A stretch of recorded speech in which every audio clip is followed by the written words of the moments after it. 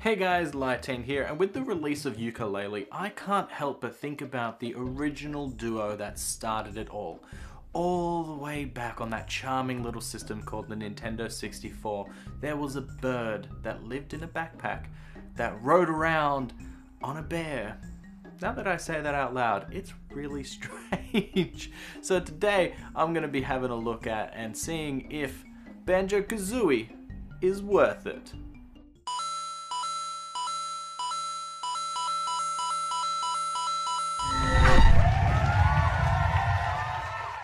To start, I want to do a brief history on the company behind this game called Rare, or Rareware at the time. They were a powerhouse in the gaming industry because it seemed that almost anything that they touched turned into absolute gold. They made the infamously hard game Battletoads, which really brought the company into the limelight, but it wasn't until they officially partnered with Nintendo did they become a household name. Always pushing hardware and expectations to the next level, they were tasked in turning an 8-bit primate and longtime rival of Mario into his own franchise, and boy did they deliver. Donkey Kong Country was the game that they created, and it has a very unique look to it with its pre-rendered 3D type graphics, unique art style, and amazing gameplay. They made 3 games in this series, and that's really when they became a household name. They also made the fighting game Killer Instinct, which took the elements from Mortal Kombat like blood and adult themes, but then threw in some supernatural characters like a werewolf and a raptor for the fun of it. It was very fun and insanely popular.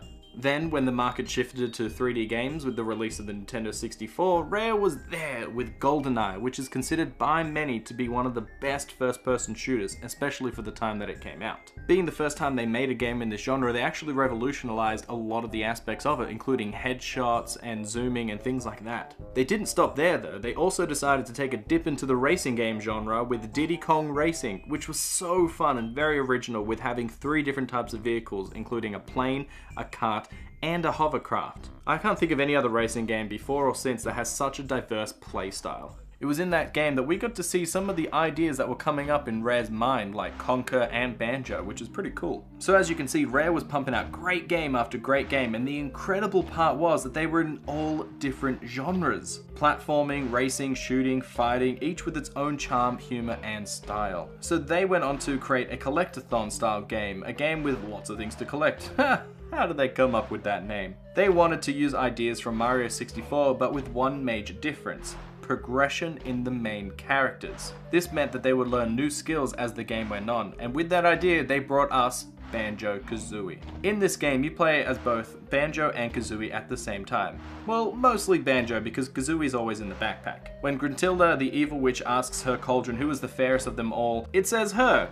But there's also Tooty, who is probably cuter. In a very Snow White fashion, Gruntilda decides to kidnap her in order to suck out her beauty and transfer it to herself. Meanwhile, Banjo is being his lazy old self, sleeping in and not really looking after his sister, so of course she gets kidnapped. Bottles the Mole sees the whole thing, and now Banjo and Kazooie have to scale Spiral Mountain and enter the witch's lair in order to find her. The main problem though is that the whole lair is a maze of confusing areas, so the team need to find puzzle pieces called jiggies in order to open up new areas to find musical notes needed to open up the doors in the castle. It's a pretty convoluted security system, but whatever. But they can't do it alone. Bottles is also there to help by teaching new skills to the team, and why couldn't he just teach them all the skills right at the beginning?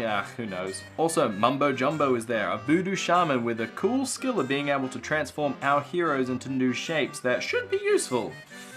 Most of the time. The worst part is that Gruntilda is watching and spouting a lot of silly one-liners to make the duo cringe to death. Can they survive the puns, learn new skills, and collect everything? Only if you can get jiggy with it. I honestly have no idea where to start with this game, because there is just so much to talk about, but seeing as how this is a collectathon, let's start with that.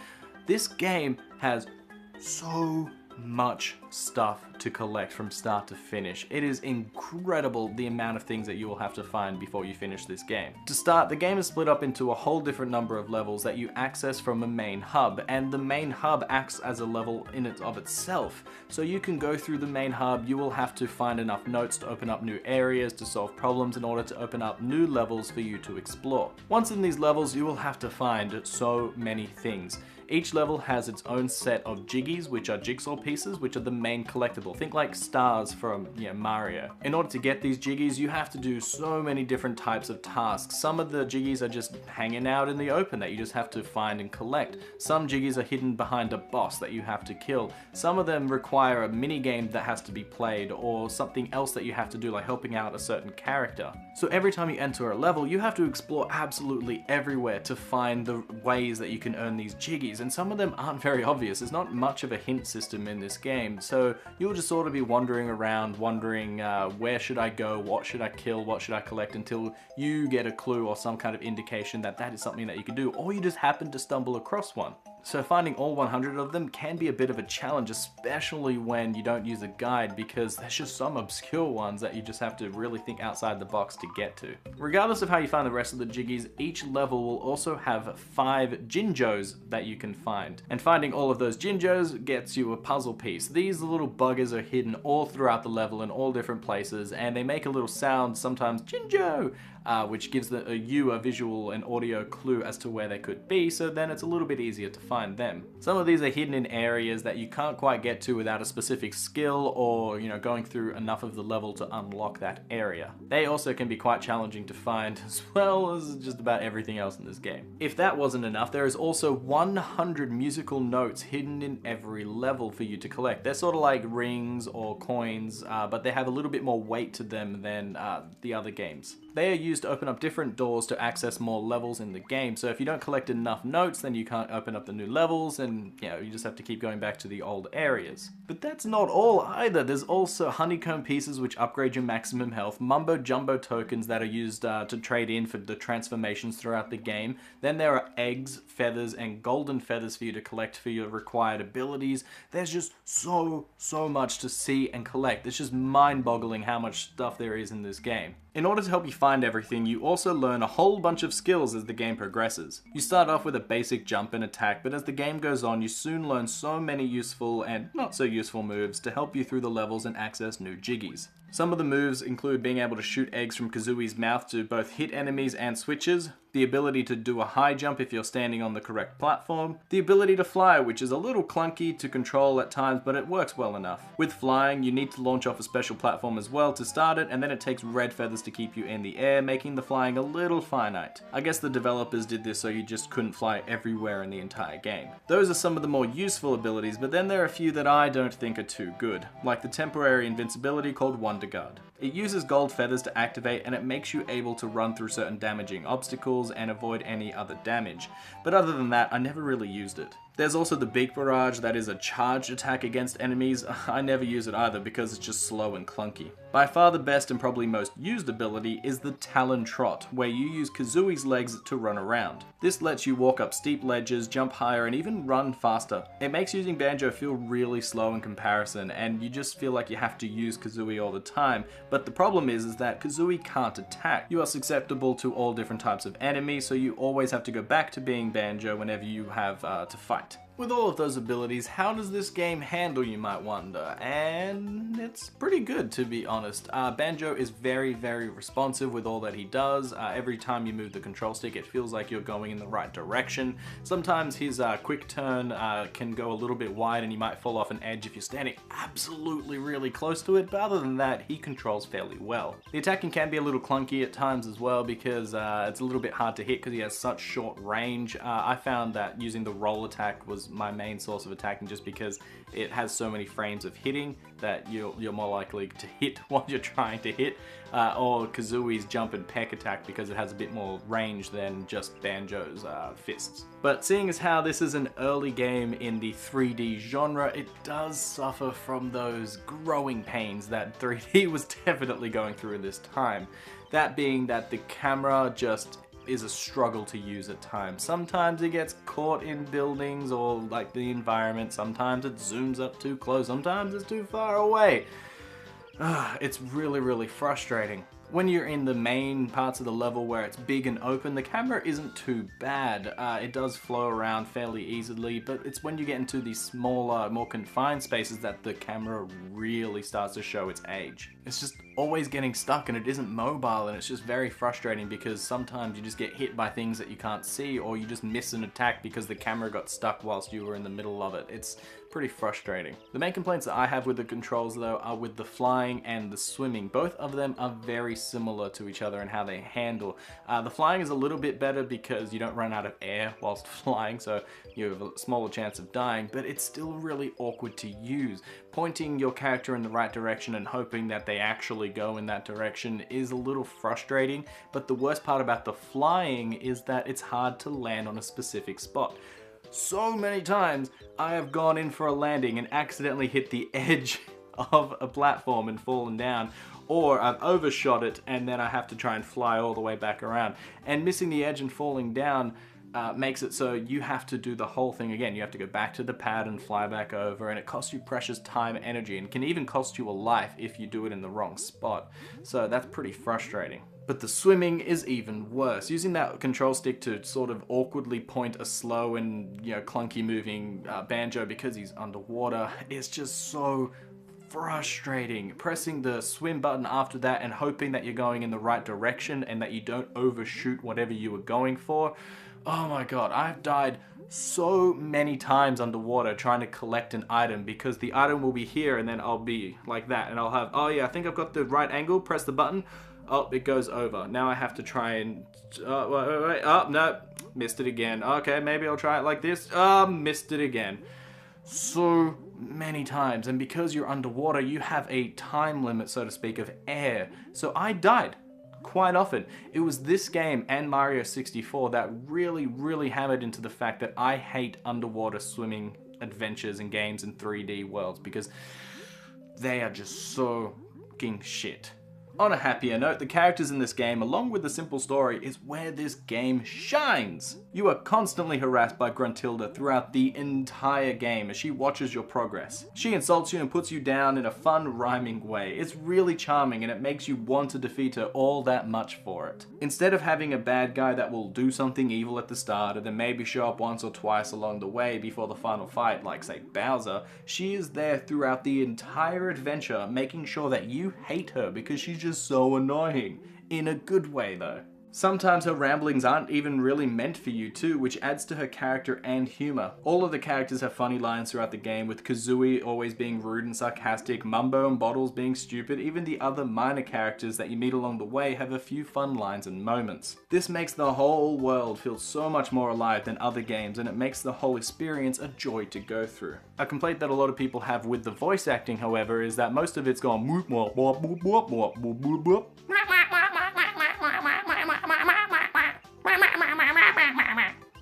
One of the greatest things about this game is the music. It is so incredibly catchy and all the tunes are fairly memorable. I bet if you play almost any tune from this entire song, I'll be like, yep, it's from this level. Yep, it's from that level. Ah, you're trying to trick me. That's from a different game. Yeah, maybe that I'm not like that. But anyways, the music is good. From the opening song in the whole game, that really sets up the entire mood for this thing. As soon as you turn on the game, you're treated to this weird song that Banjo, Kazooie, and Mumbo play. That it's just this fun, lively song, and it's got like lots of jokes and humor throughout the little performance and stuff like that, and it just really sets up this entire game.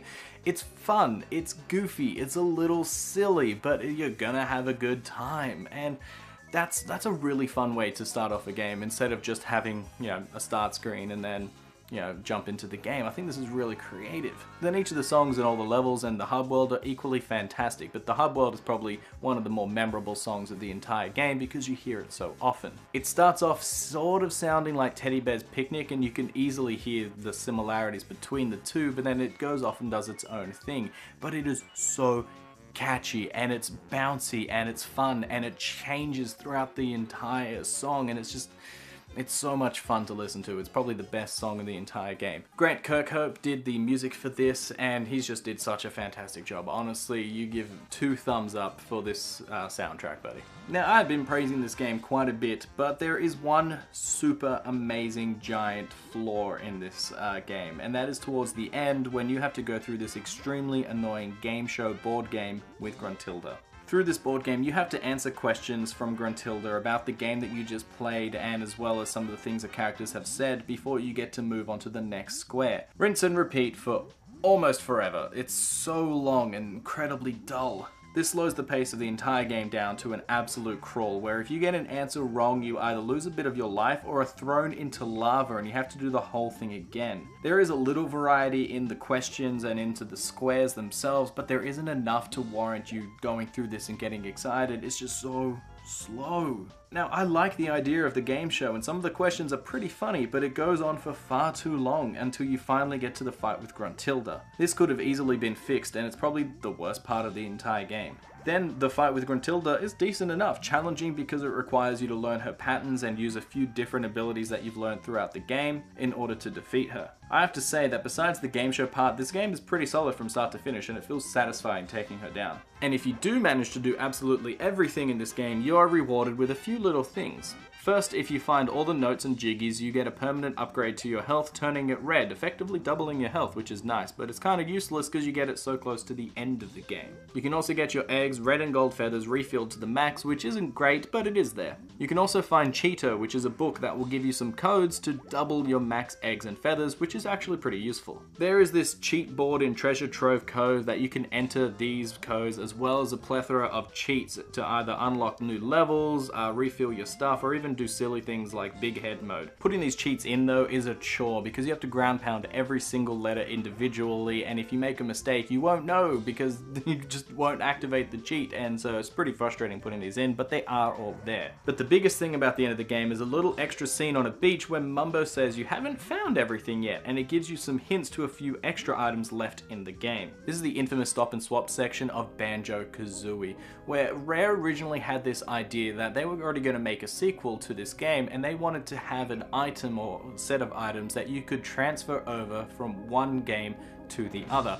Which is a great idea. I think it's a brilliant idea. The thing is that in order for this to work, they had to do some funky things with the Nintendo 64. The Nintendo 64 doesn't have a memory card of any kind. The game data gets saved to the cartridge. Because of that, if you wanted to transfer something from one cartridge to another, you'd have to pull out the existing one and put a new one in and hope that the RAM and all that kind of stuff has the correct data when you're switching it over. Nintendo didn't really like this idea because they were worried that it might break the game or the console itself, and you know, doing that would be a liability on Rare's case, and they were like, oh, we're not really a big fan of this, and Rare couldn't think of a really good other alternative way of doing it, so this whole idea got scrapped. The thing is that the items are still in the game, which made everybody, including myself, just want to know what this was all about, and that's when the internet had all these crazy theories. There were 6 different colored eggs and an ice key to be found in the game, but when you went to the locations that they were in, you couldn't access them. With the cheats I told you earlier, you could get a hold of them, but they did nothing in the game.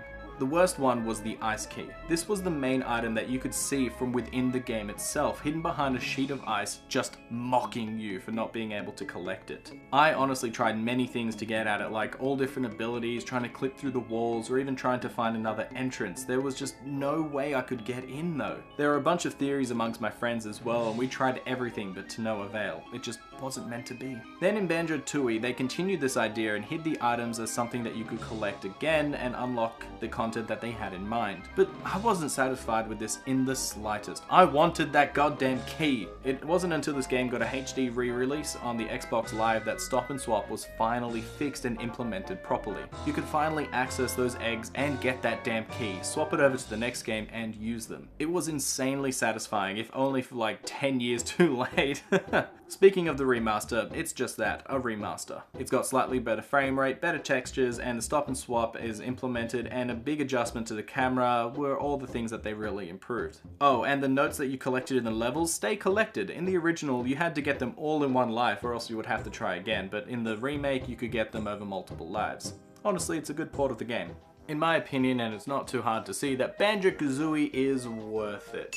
Yep, it's got great characters, it's got great levels, the entire game is really, really good fun, and it's long as well, especially if you do not use a guide. To find everything and to get through the entire game will take a lot of effort, and that's good. It's a really rewarding experience as well, and you just want to get to the end because it's just so much fun. Now, if you're not into collectathons, then yeah, this is definitely not a game for you because it's a collectathon, just like if you're not into first-person shooters, don't play Call of Duty. So if that's not your cup of tea, then yeah, you probably won't like this. Otherwise, it's a pretty solid game. While the camera isn't the best and it does suffer from old 3D game-itis, and the swimming and the flying isn't the best, for the most part I would say that this game is pretty solid, especially from when it came out. If you really wanted to, I would also recommend getting the Xbox Live version of the game because not only is it easier to obtain, but they did fix up a few things like the camera and they added the stop and swap, which just adds that little bit extra to the game. It makes it feel like the definitive version of it. So guys, tell me what you thought about Banjo Kazooie. As a kid, I found this game incredibly hard, and I would only rent it because I never owned a Nintendo 64 until I was much older. So when I would rent it, there would be other saves on the cartridge, and I would play those and then just get stuck absolutely immediately because I had no idea how the game played and how the moves work. So I didn't know. And then when I would play it by myself, I would get frustrated because I'd have to do the same beginning level over and over again because I had to learn all the abilities and stuff like that. But yeah, that's just me. I'm just rambling. Anyways, tell me what you guys thought of Banjo Kazooie or its sequel Banjo Tooie. Do you think that one is better or worse? I'll give you my opinion if you give me yours. And don't forget to like and subscribe. Bye.